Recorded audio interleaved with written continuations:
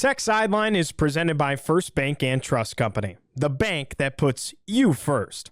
They can meet your banking and financing needs for personal, agricultural, business, commercial, mortgages, and so much more. Visit firstbank.com to learn more. The Hokies landed some star commits who put pen to paper on signing day. We have initial reactions to James Franklin's first wave of recruits at Virginia Tech on episode 459 of the Tech Sideline podcast, which starts right now.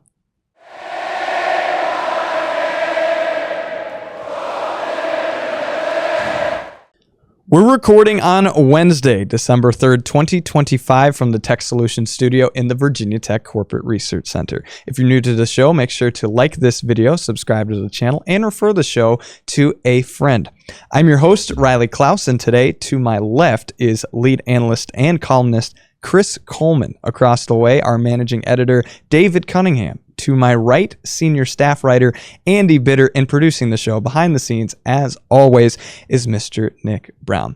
Now, the topic of the day is signing day, as a whole bunch of new recruits are coming to Virginia Tech. It's worth noting off the bat, the day is not complete, neither is this class in long term. But with all that being said, what are the initial reactions to this first class for James Franklin? When Franklin first took the job, Virginia Tech had the 124th ranked recruiting class in the country. And I'm not one that gets caught up in recruiting rankings too much, but 124th is obviously not ideal. So I was thinking, okay, he's got time. He's going to flip some Penn State recruits. I think he could probably get Virginia Tech into the top 50. And if he got up to 40th, that would be an exceptional job.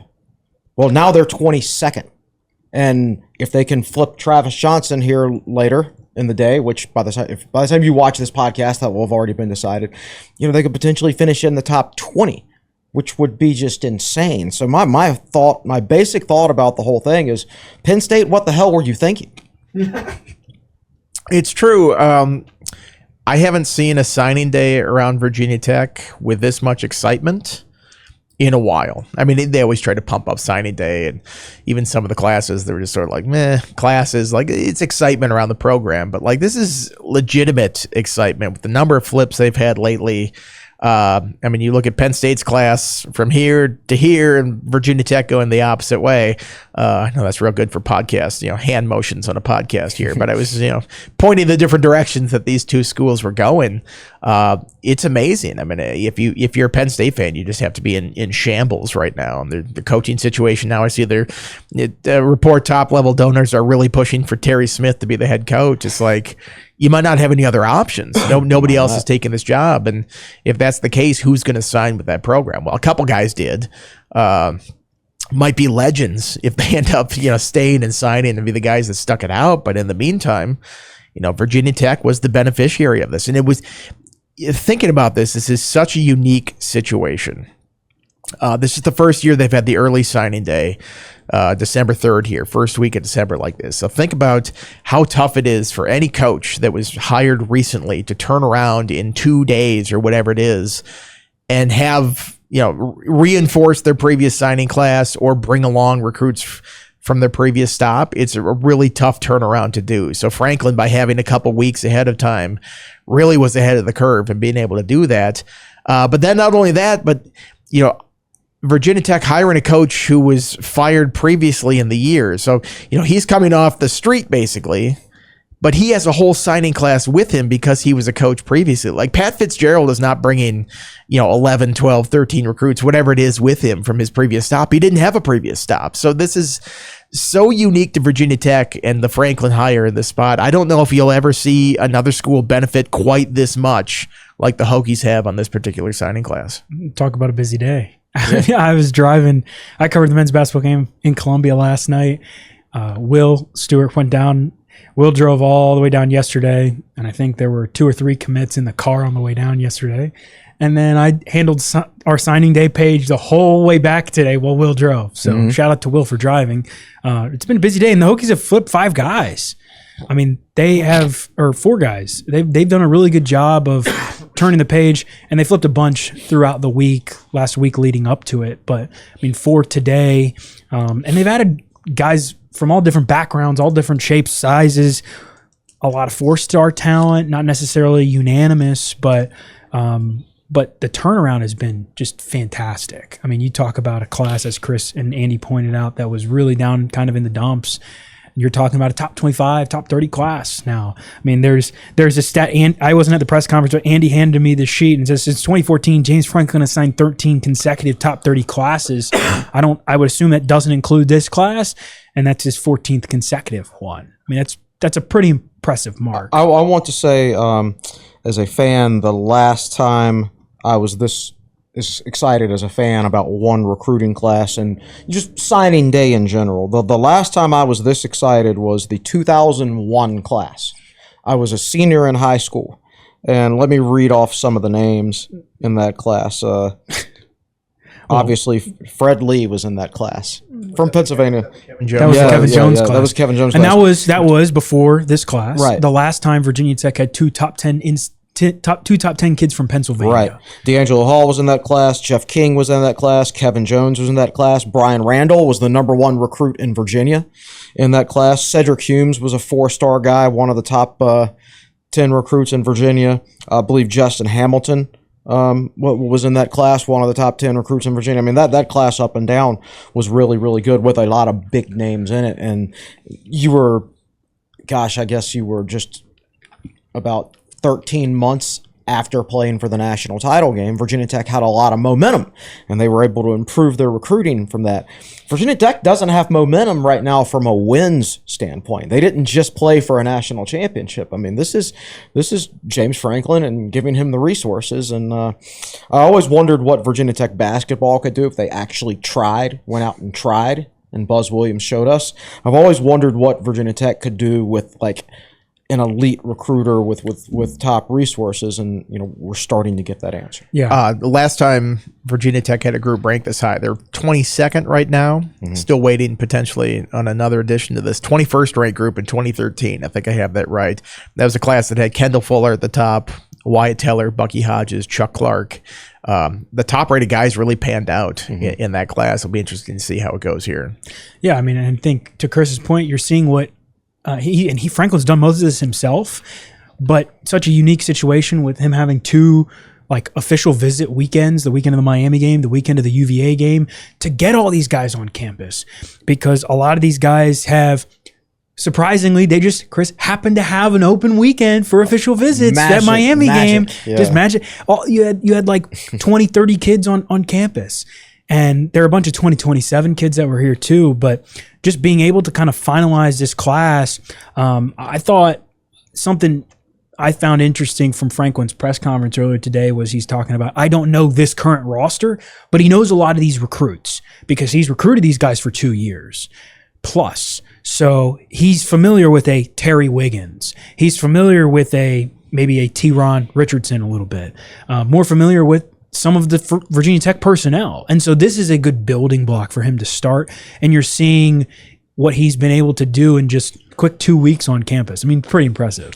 He says there were 14 or 15 flips in this class that they had from other ones. He said this in the press conference. He's like, we did not intentionally go out to get recruits from a certain spot.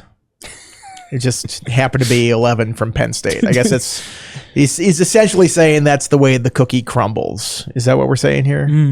I think which basically leads us into the crumble picture from the thing today. They had the crumble desserts at the press conference, the signing day show cookies. today. Crumble cookies. Franklin went on. It was like a CBS college football show, and he says, "We've been a fan of crumble cookies forever." And for people, the uninitiated here, the BYU donor, the crumble cookie founder, stepped in to keep. What's his name? Kalani, the coach at BYU, Sataki, the coach at BYU, and not go to Penn State. So people thought that Franklin was trolling them in that situation. He says he wasn't. You be the judge of that whole thing. They were pretty prominently displayed. Even around if it was accidental, it's great. Lean into it. Sure. Virginia Tech fans are going crazy if you actually were trolling them on that. That'd be fantastic. I you guys were there. Obviously, I was not, but I always felt like Brent Pry was good at the showmanship, the recruiting stuff. That was where he was at his best, I thought. I thought so too, but that's peak James Franklin. I feel like.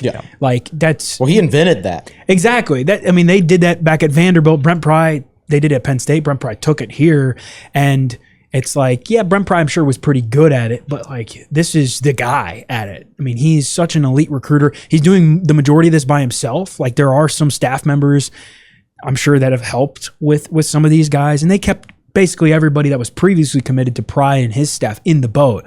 But you're adding a bunch of talent from all over the place, a JMU flip, a Kentucky flip. It's not just Penn State kids, and a lot goes into this, and you're really seeing them load the boat, particularly on the offensive and defensive lines.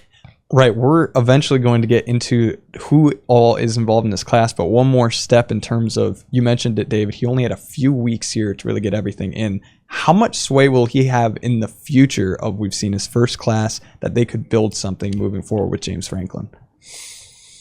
I think it's a little bit unique. All right, so there's two ways to look at it.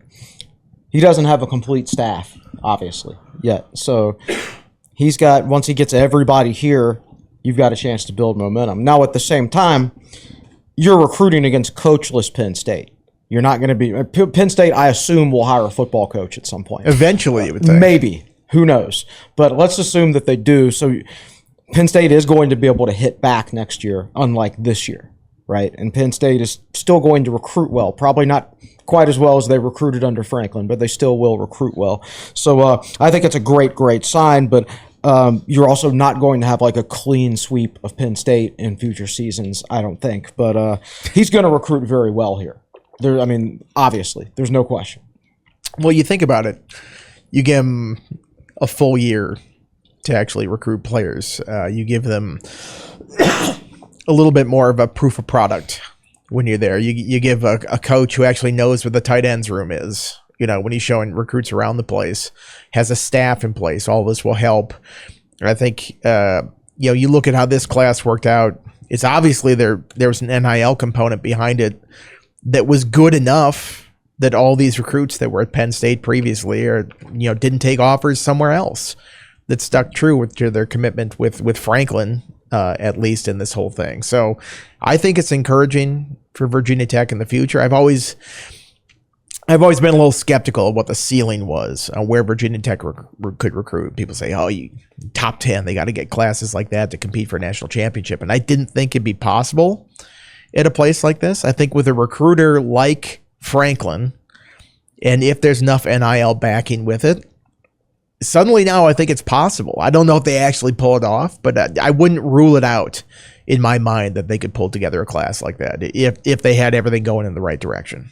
Yeah, and I think he's certainly got a head start on this class, but now I think he's on a little bit of an even playing field with everybody else for the 2027 class too. I think those 2 weeks, like, you look at who they were able to get on campus, there were a lot of 2027 kids too. Mm-hmm. Like, Andy and I were talking about it with David Teal the weekend of the Miami game, and I was making a list and going through while we were sitting in the press box, going through just all the kids who had tweeted that they were visiting this weekend. And a lot of the 2026 kids who were close to signing day had kind of kept their recruitment quiet for the most part. But a lot of 2027 kids are like, hey, I'm visiting. And they probably had 25, 30, 40 kids from 2027 class. So this, I think that weekend, the Miami weekend, them being able to get so many guys on campus is a good start. But we'll really see it now. And I'm curious to see what the heck the Hokies do in the portal, because this is kind of just like the start of things. You're getting the ball rolling a little bit. You get the high school kids in, but how many of these guys are really going to contribute year one?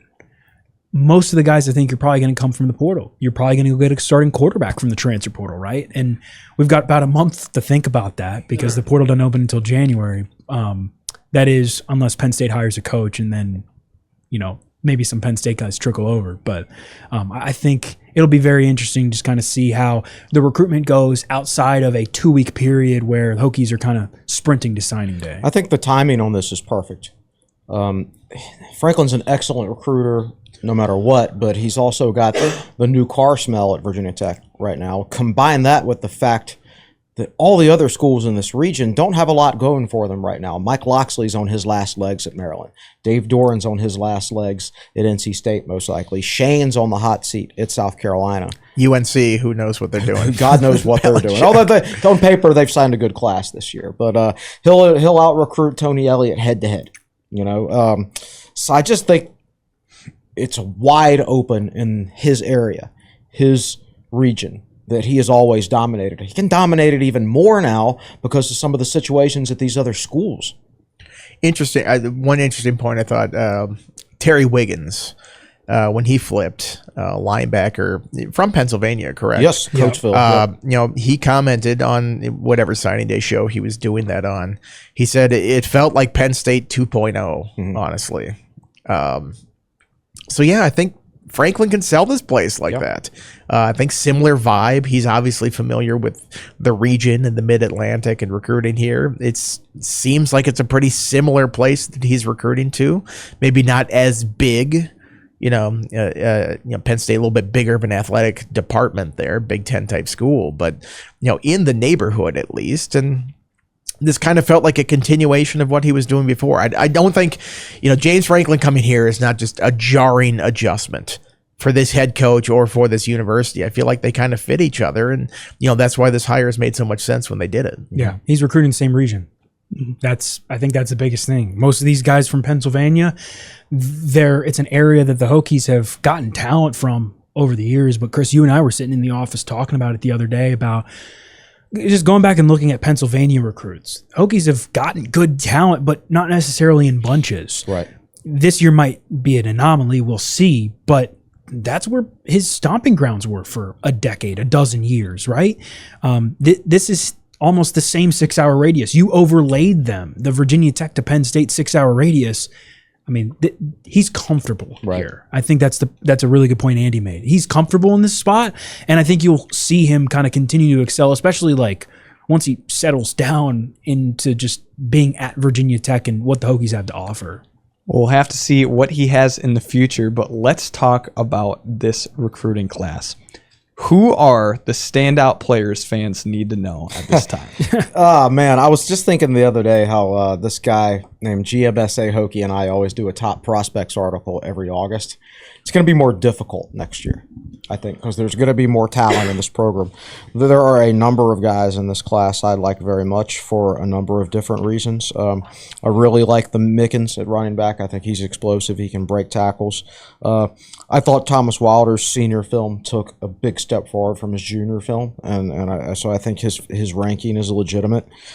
I think Azuka from Michigan probably plays center or guard for Virginia Tech. Definitely will play center or guard.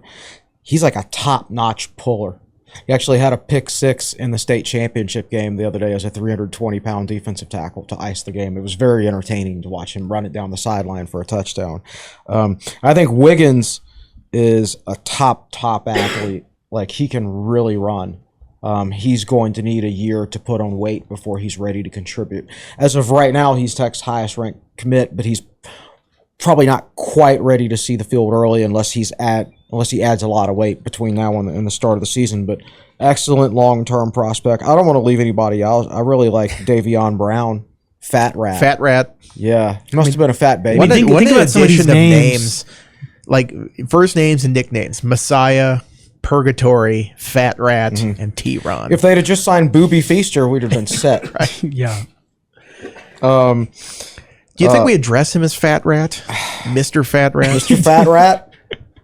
I don't know. We'll Somebody find out. posted. I saw this on the boards earlier. Somebody posted a picture. It's like, I can't believe Fat Rat's signing. And I click on the link on the boards, and it's a picture like their kid, and it was like a coloring, something you would color in. Is like, we love Fat Rat, like a picture. And they had like the kid had colored it. It's Oh, like, man. that's just so funny. Mr. Fat Rat, nice to meet you. Honestly, we've been drinking from a fire hose the last couple weeks, and most of these guys I'd never heard of until 2 or 3 weeks ago because Virginia Tech hadn't been recruiting them previously, or if Tech had been recruiting them, I knew the Hokies didn't have a great chance as soon as Penn State offered, so I just quit paying attention to them, right? And I never evaluated them. So I haven't fully looked at these guys' film or anything like that yet, but what I have watched, the guys I just named, I liked. Also, Lamar, the linebacker from Nokesville, big framed inside linebacker like Virginia Tech needs. I think less than individual guys, to me, what stands out is just how many large humans they signed in this class. I mean, there were 10 linemen. 7 of them are offensive linemen. You know, Franklin made mention of it, that's a spot you don't want to be shorthanded at. That's a tough place to catch up. Virginia Tech's seen that the last couple of years with all the turnover it's had at the O-line coaching spot. To sign 7 guys like that, and some of these guys are huge. I mean, Roseby Labintus, how do you say his last Labintus, name? I guess. Labintus. Purgatory. He's 6'5", 350. But he's a tiny compare. Right, Tyrell Simpson, who is listed as 6'7", 310 on 247. They list him as 6'8", 365 on this. We were talking to Stu Holt at the signing day thing. He's like Xavier Chaplin when he signed here. And if you remember Xavier Chaplin, I mean, he was like 6'6", 370. I mean, he slimmed down considerably of this once he got here.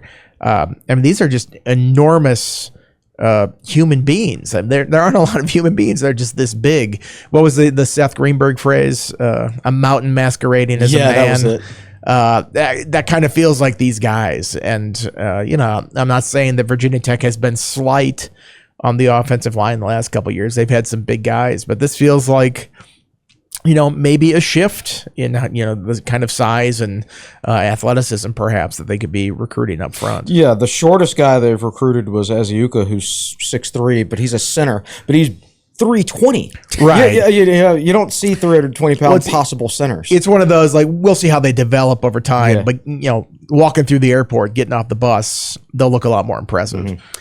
Oh, and I look at the defensive line too. I think T-Ron Richardson. I know he's only a 3-star. I mean, I think he's 6'3", 300.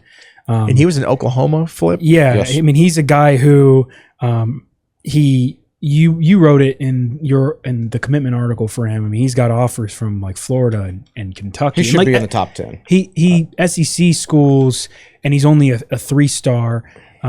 But I mean, talk to people who. I mean, he's from Hopewell. Talk to people who cover football in Richmond, and they're like, "This dude's massive, and he makes plays." I think they just got a lot of really good players, like a lot of really good talent.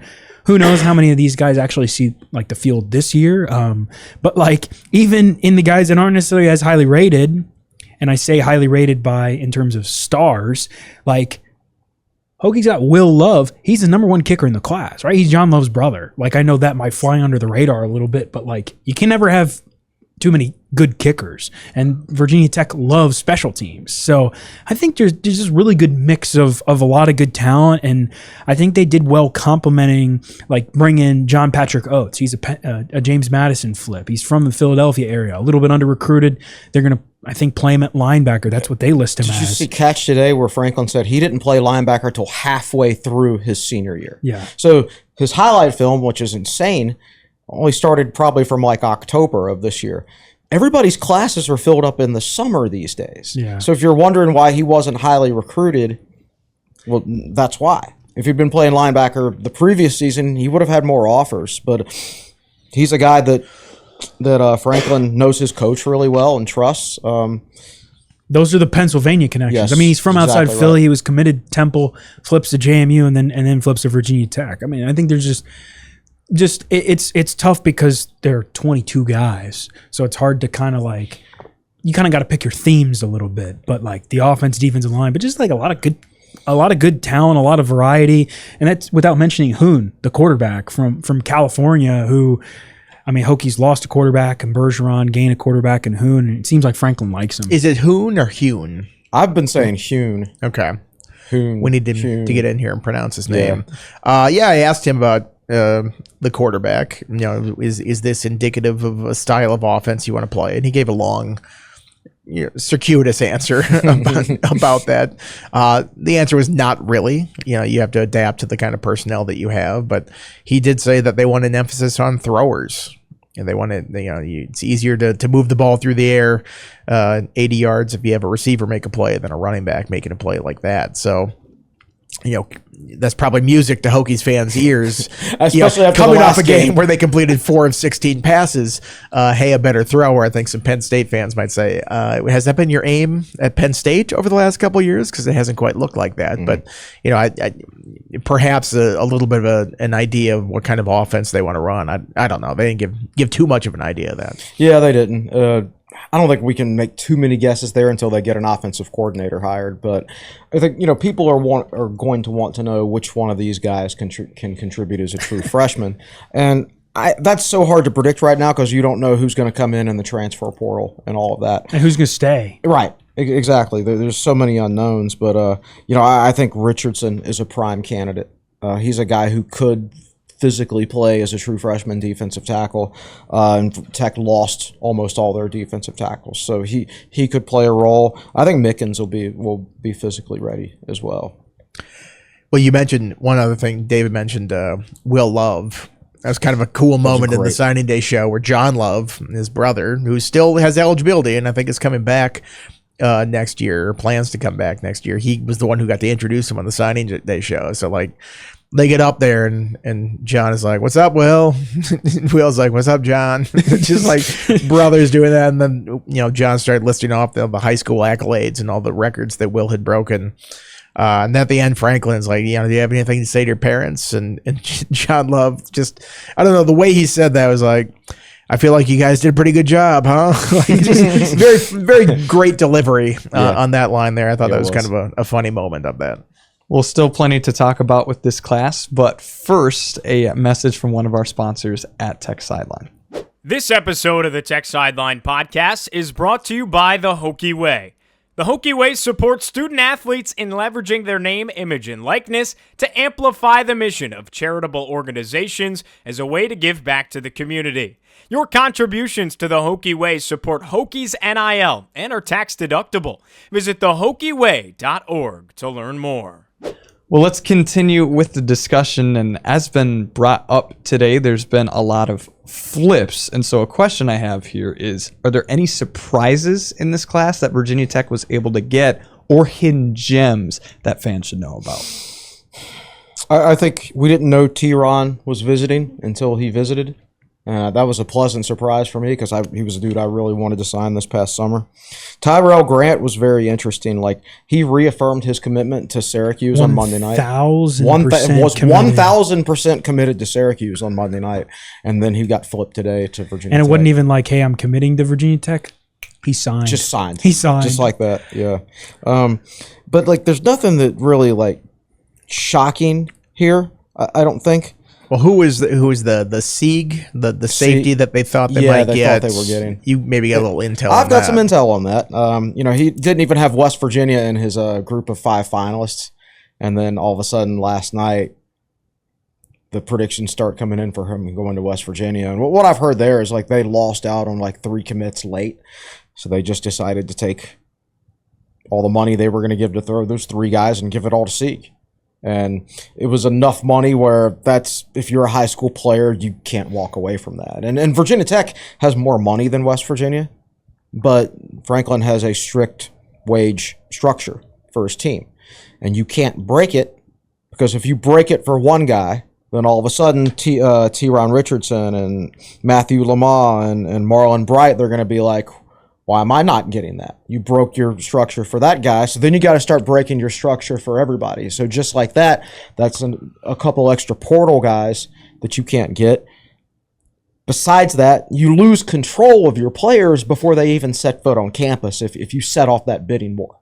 So you have to have your wage structure, you have to set it, and you have to stick to it.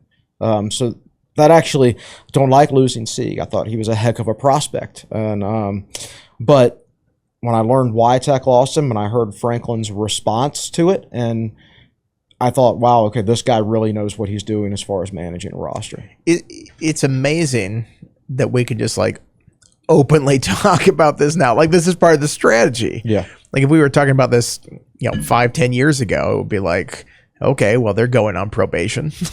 Right. You can't do this. You can't talk about how much you're going to pay somebody. And now it's part of the strategy of how you have to recruit these guys. And there is sort of a salary cap element to this whole thing, and partitioning the money in the right way and using it the correct way. I mean, recruiting to me feels like it must be so much more complicated than it used to be. Because it used to be like, can you convince this guy to come? Do you think he's good enough? And can you convince him to come here? And now, and maybe this was true in the past. It probably was true in the past. There's a payroll element to this whole thing. And certainly I'm not naive enough to think that you weren't paying for players before. But now that's like explicit.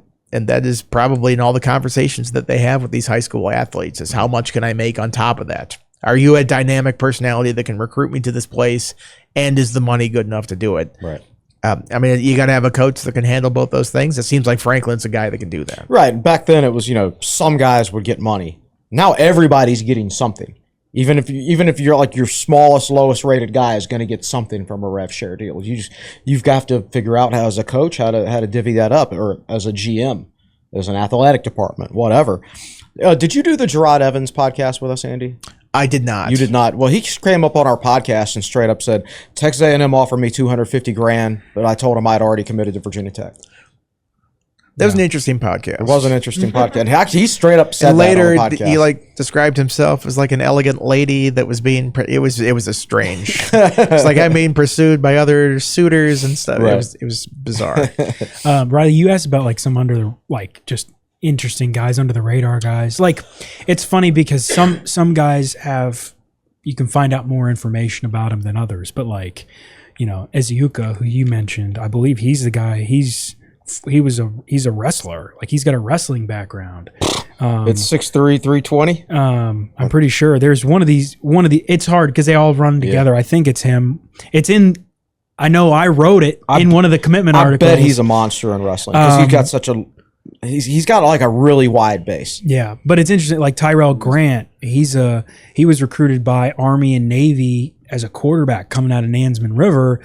Looks like he's going to play DB safety for the Hokies. And then I like to look at where, I know you do too, Chris, where some of these guys are coming from.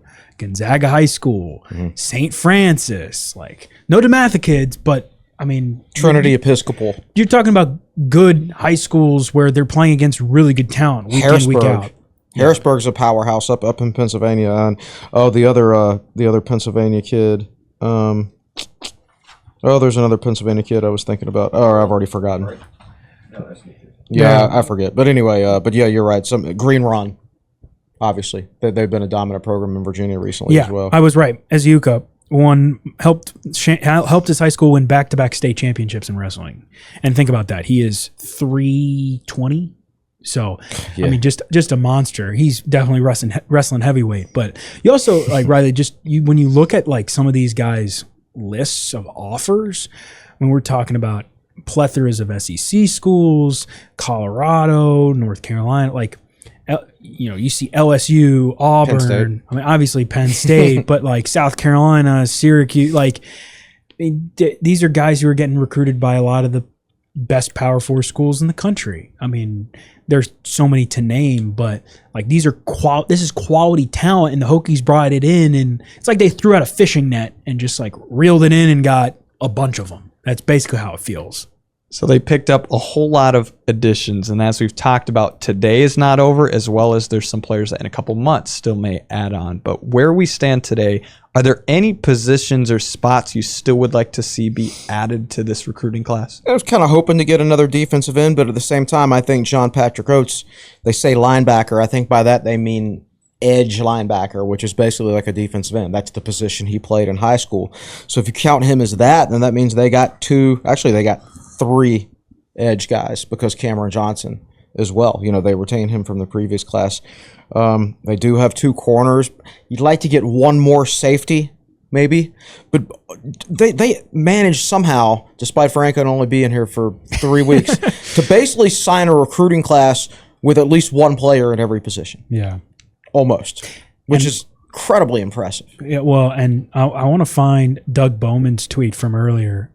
He tweeted about Virginia Tech's blue chip guys. He was tweeting about blue chip ratio, and I think he said get up to like 27% now with all the guys that they've had. It's not been close to that for a while. So this was from yesterday. So pre-signing day, just when kids were committing. Hokies had like 3 guys before noon yesterday. He said, Doug Bowman, he said, this is the 3rd time that Virginia Tech has landed a blue chip quarterback, running back, and wide receiver in the same class. 2001 and 2009 were the others. This is the first time the Hokies have landed a blue chip quarterback, running back, wide receiver, and tight end in the class. I mean, you're talking about plus 2 offensive tackles. Like, you're talking about a lot of blue chip kids in this class. That 2009 class, I believe that was one with like Logan Thomas, David Wilson. The 2001 class, you talked about it earlier. Kevin Jones, Brian Randall. We're talking about like potentially program changing talent in this class coming in. Might not look like it on the surface because there's so many guys and so much to comprehend, but like there's a lot of talent there. Yeah. We should probably explain the blue chip ratio. I think Bud Elliott was the one who started it. 247 Sports, and he takes the percentage of guys that are blue chip prospects, 4 stars or 5 stars. What percentage of your roster is those guys? Mm-hmm. And I think he set the benchmark at, you need 50% to be a national title contender. Right. And with very few exceptions, that's been the case over the years. I think Auburn, the year I covered Auburn, was sort of like right on the cusp of whether they qualified or not. Having Cam Newton sort of makes up the difference in something like that. But, Virginia Tech, that's never been its emphasis. It's been developmental. I think you even go back to the 99 team. If you did a blue chip ratio on that team, it wouldn't have come close to 50%. I mean, a couple guys, the headliners, obviously, but Engelberger wasn't he was a blue chip guy, right? Corey Moore wasn't a blue chip guy. Right. He was really good, but he was also one that was cut loose from Ole Miss when they had to reduce scholarships there. So that's been the history of Virginia Tech, is developmental guys supplement the few stars that you do have. This feels like it could be a totally different approach for the Hokies, and being really a recruiting force perhaps, and being up in that conversation about blue chip ratio, being up around 50%. Again, I never thought it was something that was possible to a place like Virginia Tech. That's never been its approach, but I'm opening my eyes to the possibility that might be a chance now. This is like, it's like they gave you the sticks on NCAA and said, Andy, go recruit. Not me. I don't know how to recruit on the game. So this tweet from Doug Bowman, he tweeted about the blue chip ratio today. He said the Virginia Tech's projected blue chip ratio is 27%. The 3rd highest it's been since 2005. A jump of 9.46%. They were at 17.8 last year, the biggest 1-year jump in Virginia Tech history. And 8 blue chips is tied for the most ever in one class by Virginia Tech, going back to 2019, which was the 2019 class. And, a blue chip is a 4-star or 5-star player. Yes. I'd be curious to know, because like some of these guys, there are a couple in this class that are rated 4 stars by all 3 surfaces. There are some who are rated 4 stars by 2 of the 3 surfaces, and some that are rated 4 stars by 1 of the 3. So I don't know does he count the 1 out of 3, or does he just use one of the recruiting services? Okay. Yeah, so he works for 24/7. It might be the composite rank. Yeah, he might do the composite. But Virginia Tech has Hoon is ranked as a 4-star by 1 of the 3 services. Mickens is a 4-star by all of them. Davion Brown is a 4-star by 1 of them. Petershaw is a 4-star by 2 of them. And 3 of these offensive linemen are 4-star by at least 1 of them. Yeah. So, you've got 4-star players at literally every single position that you recruited this year on offense. And I think it tells you that the recruiting rankings are not always accurate because they vary so much. Right. That's a good point. I'll also point out that regardless of what the ranking is, the players are the same. Yes. That's true. Like, I always like that when they reclassify or re-rank some of the guys. Like, oh, this guy just got bumped to a 4-star. Well, like, regardless of he what must be much better now. Whatever he's ranked as, it's the same player, whether he was a 3-star or a 4-star. That doesn't change. They dropped actually 247 recently dropped Tune from a 4-star to a 3-star. So everybody's like, because he's going to commit to Virginia Tech. He's I'm the like, same does quarterback. his arm fall off? He's the same person. I mean, Who some cares? of that is the tail wagging the dog Yes. thing. It's like, when Saban was there and he offered anybody, that bumped their star rating straight up. So it's like, okay, is it really, this star rating system that they've perfected, or is it just, the analysts and the rankings are reacting to the offers that these guys are getting? So there's a little bit of that in there. But I think generally, if you're recruiting more blue chippers, you have more margin for error if those blue chippers don't pan out. Because there's going to be some guys that are busts that don't pan out, that go somewhere else.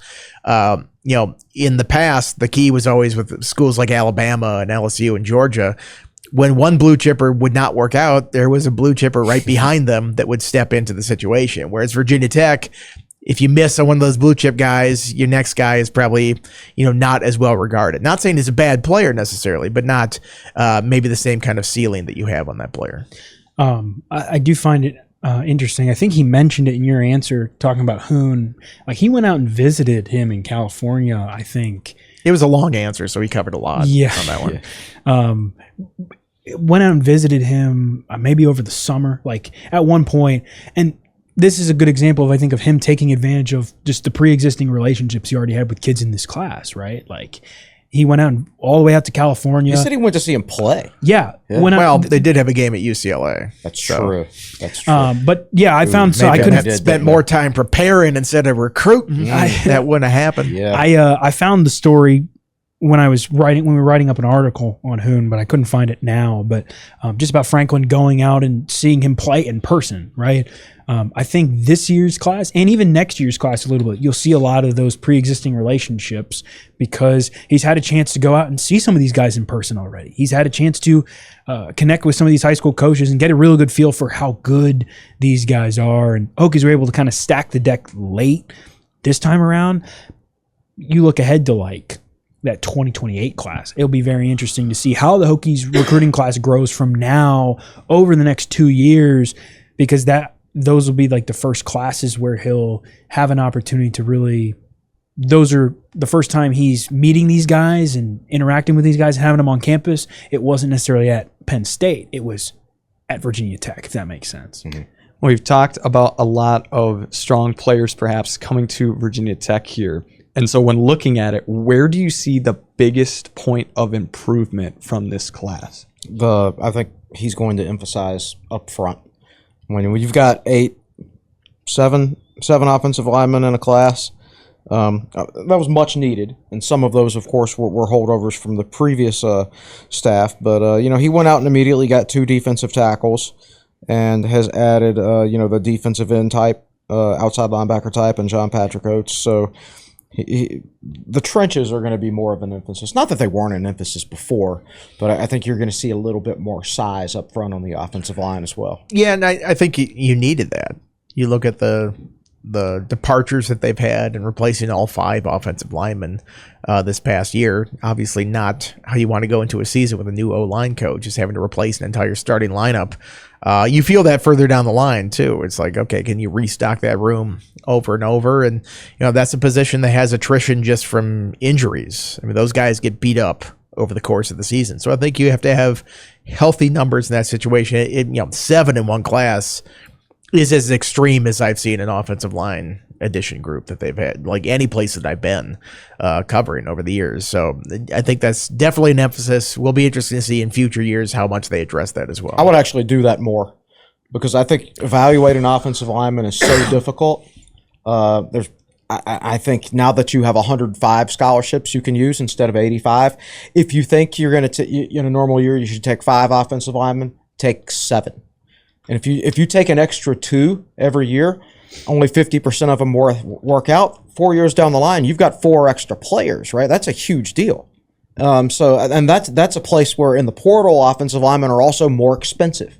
So I think you can save yourself a little bit of money. Not that money's an issue now for Virginia Tech, but I think that's one of the positions where sometimes if you recruit quantity, you have a higher chance of finding quality.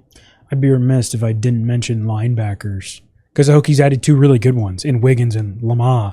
Like Wiggins is a true unanimous 4-star guy, and Lamar, he's from Patriot High School. I think Jalen Stroman was the last kid to come here out of there, Nokesville, Northern Virginia, and he's a 4-star by one service. And like 2 true inside linebackers. Hokies need them.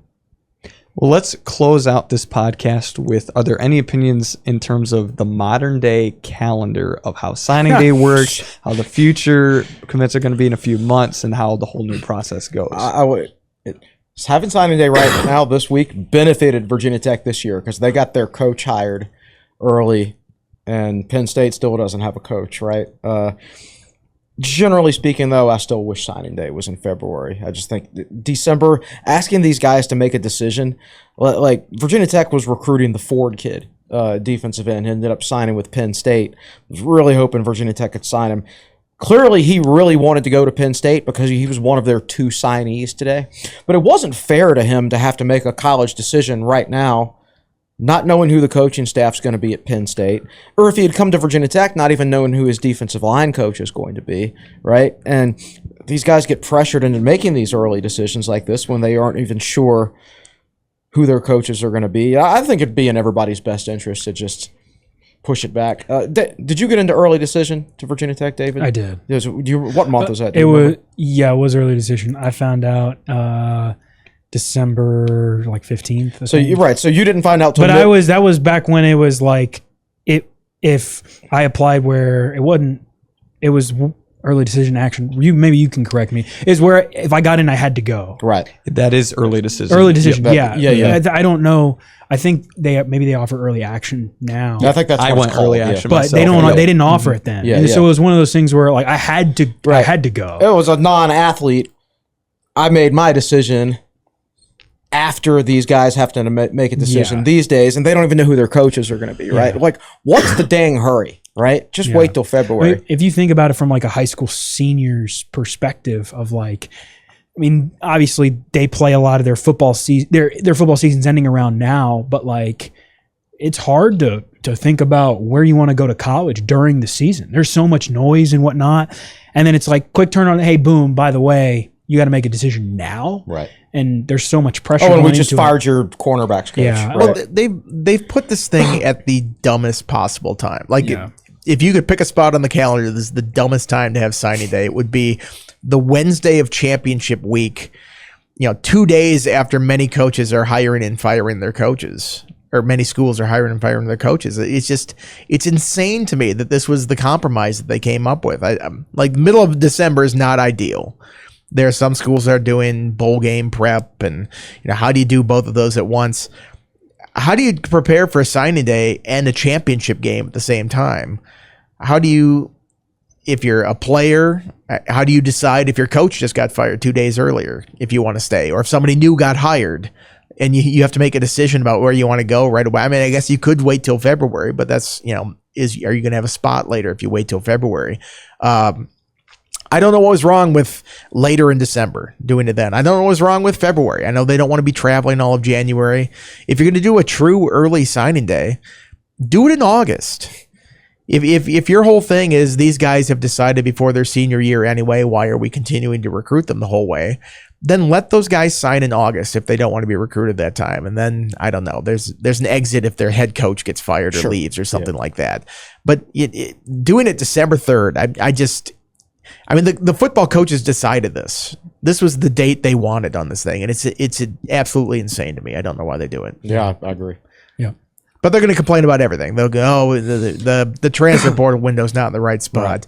Oh, it's not fair to Lane Kiffin about when he's getting hired. It's like, sorry, guys, there's an academic calendar that you have to line things up with. And honestly, I think the transfer portal being in early January to mid-January is completely unfair to players.